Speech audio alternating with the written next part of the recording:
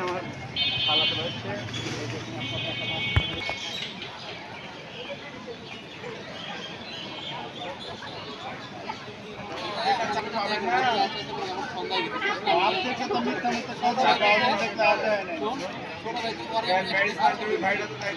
আমার জিনিস আমার খুলিয়া কি আছে সব পাঁচ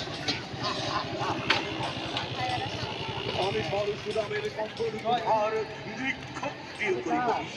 বিশ্ব আমি উপানি করিব অধীন বিশ্ব অবহের অবশিষ্ট মহাবিদ্রোহী রণকান্ত চল চল আকাশে বাতাসে আমি তৈতে চড়িয়া উড়ে চলি ঝড় তুড়ি দিয়া দিয়া লম্ফ আমি রাজ সঞ্চারী ভুবনে সহসা সঞ্চারী ভূমিকম্প আমি ধূমকেতু জ্বালা বিষধরে কাল আমি ছিন্ন বস্তা চণ্ডী আমি রণদা সর্বনাশী আমি জাহান্নামের আগুন আমি চিন্ময় আমি চিন্ময় আমি অজর অমর অক্ষয়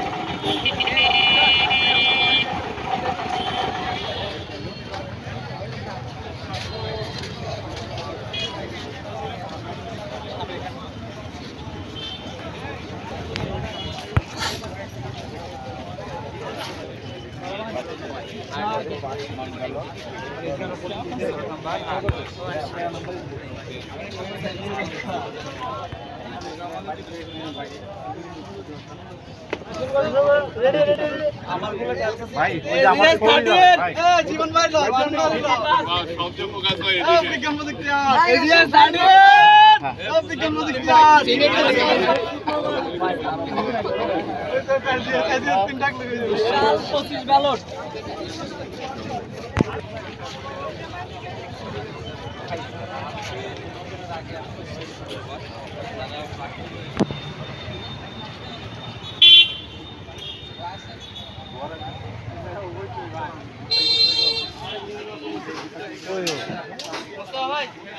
সামনে সামনে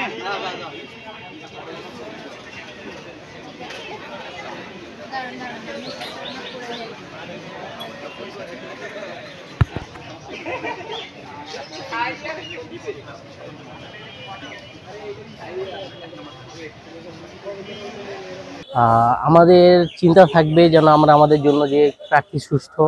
এবং যে প্রার্থী আমাদের জন্য কাজ করবে এরকম একজন প্রার্থীকে নির্বাচন করা। আর